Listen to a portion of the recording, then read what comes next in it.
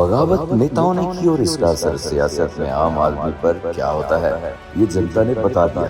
6 कांग्रेस के बागियों में से 2 ब्राह्मण नेता सुधीर शर्मा और इंद्रदत्त लखनपाल जीते और राजेंद्र राणा के साथ साथ रवि ठाकुर, चैतन्य शर्मा संग भुट्टो साहब की पीठ जनता ने लगाकर रख दी। अब बागियों की लिस्ट में जबरन दाखिल हुए बकाया 3 पूर्व में आजाद विधायक रहे होशियार सिंह, आशीष शर्मा और KL ठाकुर का नंबर भी लग गया है। ये भी सदन से बाहर हो चुके हैं।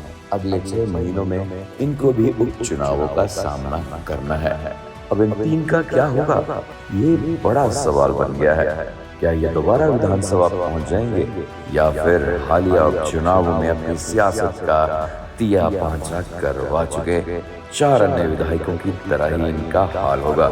ये और भी बड़ा सवाल है। इस सवाल के पीछे वजह भी है और सवाल भी है। बड़ा सवाल ये है कि क्या 4 सीटों पर मुंह की खाने के बाद भाजपा इन तीनों को टिकट देगी? इसकी वजह ये भी है कि भाजपा का मूल कैडर बीते उपचुनावों में बागियों का साथ देता नजर नहीं आया है। सुधीर और लखनपाल की जीत में उनका पुराना आधार मुख्य भूमिका में रहा है। अब क्या ये माना जाए कि इन तीनों का व्यक्तिगत आधार इतना होगा कि ये जीत जाएंगे?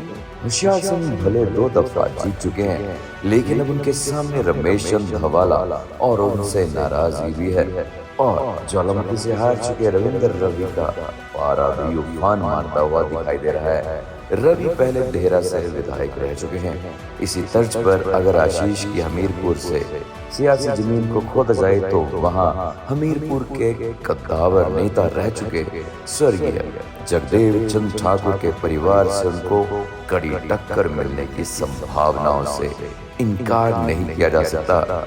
सियासी सोने पर सुहागा ये है कि वहां धूमल परिवार के साथ भी 36 का आंकड़ा बना हुआ है। अब ऐसे में उनके लिए भाजपा कैडर कितना सहयोग करेगा, ये यक्ष प्रश्न बन गया है। वहीं KL ठाकुर को लखविंदर सिंह राणा कितने बचा पाएंगे, ये भी नालागढ़ की सियासत में बड़ा सवालिया गढ़ बना हुआ है। सियासी चश्मे में तो भाजपा की कुंडली में सब धुंधला ही नजर आ रहा है। सियासी धुन में भाजपा भी हालिया नतीजों की वजह से हाथ पांव मारती ही नजर आ रही है। भगवा कैडर खुद से हुई 6 बेवफाइयों की वजह से वफा करता नजर नहीं आ रहा। यह तथ्य एकदम साफ है। अब क्या इन हालात में भाजपा हाईकमान इन तीनों के साथ भी सियासी वफा करेगा? ये सबसे बड़ा सवाल है, क्योंकि भाजपा में बवाल भी कम नहीं है। अब क्या होगा, आप बताइए। Rishiraj, black and white news.